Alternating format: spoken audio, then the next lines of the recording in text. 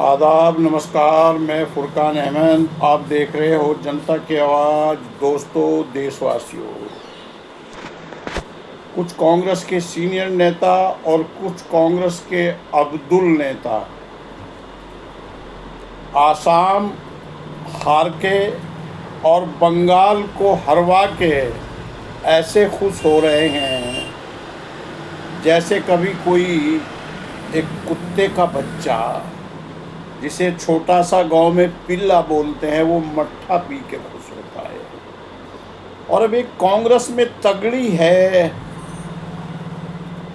अजय राय भाजपा से आए और पांडे जी तो होते ही हैं भाजपा में, और एक राजनीतिक व्यापारी सहारनपुर के सांसद जो समाजवादी पार्टी और मुसलमानों की वजह से बने हैं।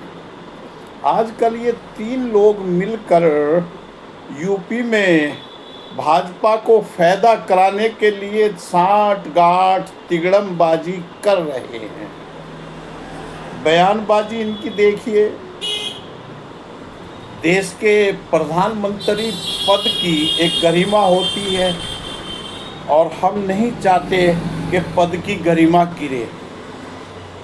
यूपी के जो कांग्रेस के प्रदेश अध्यक्ष हैं, जो भाजपा से आए और उन्हें अध्यक्ष बनाया है, उनकी भाषा देखिए। उन्होंने देश के प्रधानमंत्री के लिए क्या बोला।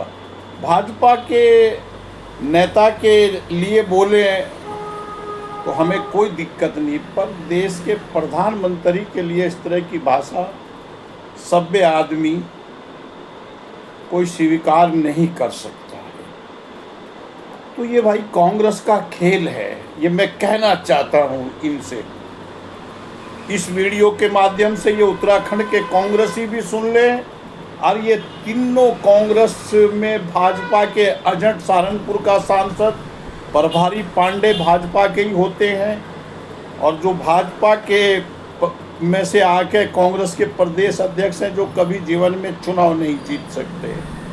यदि आपने ज़्यादा चालाकी करी, बदमाशी की और उत्तर प्रदेश में समाजवादी पार्टी को एक रत्ती भर भी नुकसान किया, तो ये समझ लीजिए उत्तराखंड में अभी हम जैसे समाजवादी जिंदा हैं। जिन्होंने नेताजी के साथ काम किया, नेताजी की बनाई हुई पार्टी को अगर आपने नुकसान पहुंचाने का काम किया, तो आप समझ नहीं सकते कि उत्तराखंड में कांग्रेस का कितना नुकसान हो सकता है। ये आप सोच के भी परेशान हो जाओगे। ये हम आपसे कहना चाहते हैं। अगर आप उत्तराखंड में जीतना चाहते हो, हम लोगों का सहयोग चाहते हो, हम देने को तैयार हैं, बट उत्तर प्रदेश में तमीज से रहें आप। समाजवादी पार्टी वहाँ विपक्ष का बड़ा दल है। आदरणीय सपा के राष्ट्रीय अध्यक्ष श्री अखिलेश यादव जी लोकप्रिय नेता हैं, मुख्यमंत्री के रूप में काफ़ी काम किया है। उनके नेतृत्व में काम करें और जो जीतने वाली सीट है वो आपको मिलेगी, नाइंसाफ़ी नहीं होगी। पर अगर बदमाशी की, चालाकी की, व्यापार किया, भाजपा से मिले, फिर बेटे बोटी बोटी करने का बयान भी काम नहीं आएगा आपका। सोच समझ के बोलो। जिसे दलाल और दल्ला बदमाश बोलते थे, आज उसी के बराबर में बैठ के परेश करते हो। ये मजबूरी है। घोषणा करते हो कि हमारे परिवार से कोई 2027 का चुनाव नहीं लड़ेगा। परिवार मतलब बीवी, बेटी, बेटा।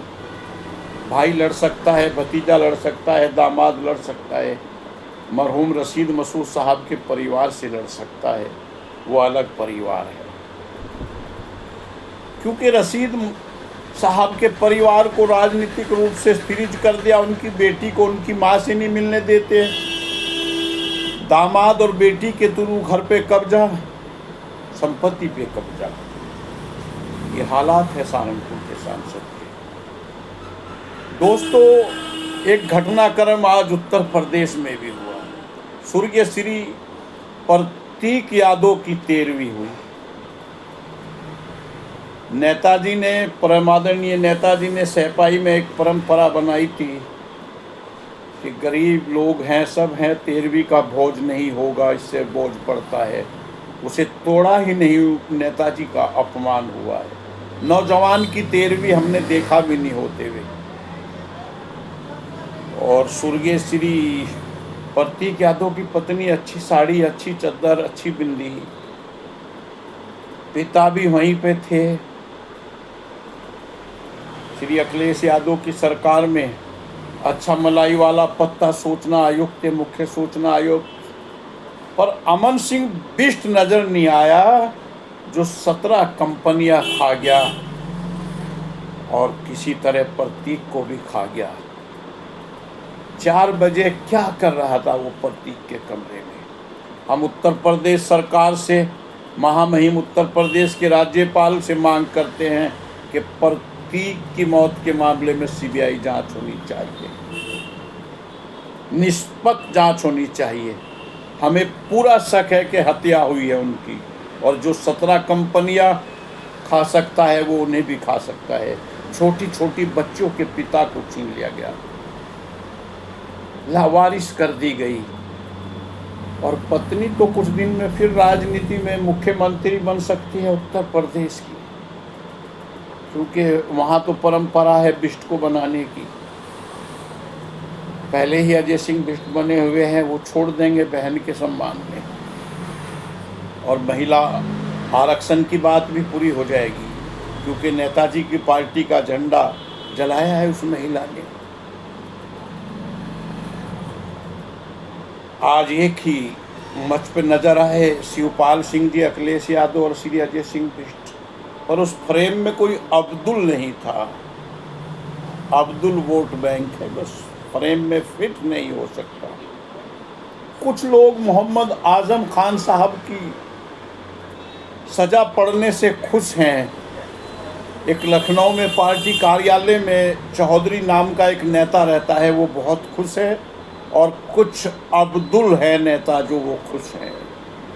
मैं कहना चाहता हूँ कि मोहम्मद आजम खान साहब तो इतने बुरे वक्त में भी बड़ी हिम्मत के साथ लड़ रहे हैं, तो अब्दुल भाई, अगर आप लोगों पे ये इस तरह की मुसीबत पड़ गई या चौधरी पे पड़ गई, तो पजामा निकल जाएगा और आरएसएस का नेकर और राष्ट्रीय लोकदल का कच्चा ही रह जाएगा चौधरी साहब, और कुछ नहीं रहेगा। और कैसे आप तो भाजपा की मदद करते हो, पुल का काम करते हो। तो कांग्रेस के लोगों से भी मेरी अपील है कि पूरे देश में आपस में मिलजुल के विपक्ष के साथ लड़ें, जिससे भाजपा को हराया जा सके और भाजपा हारे। उत्तराखंड में भी हम चाहते हैं भाजपा हारे, क्योंकि यहाँ भारतीय जनता पार्टी की बदतमीजी, गुंडागर्दी और महिलाओं के प्रति नफरत और हत्याएं ज़्यादा बढ़ रही हैं। अंकिता भंडारी को न्याय नहीं मिला। बजरंग दल के लोग और कुछ हिंदू रक्षा दल के लोग आए दिन नफरत देवबंद के नाम से, दारुल उलूम के नाम से, कई तरह के नाम से फैला रहे हैं। माननीय मुख्यमंत्री और पुलिस चुप है और फंडिंग कर रही है उन संगठनों को। कैसी परंपरा है? क्या लोकतंत्र खत्म हो गया? क्या मोदी जी ने देश के मुसलमानों से इतनी नफरत और विदेश में जाके मुसलमानों को गले लगाना और मोहब्बत, और इटली की प्रधानमंत्री के लिए चॉकलेट और अपनी पत्नी के लिए पानी भी नहीं, ये कब तक चलेगा माननीय मोदी जी? जय हिंद, जय भारत, जय उत्तराखंड, जय भीम। अंकिता भंडारी अमर रहे, अमर रहे, अमर रहे।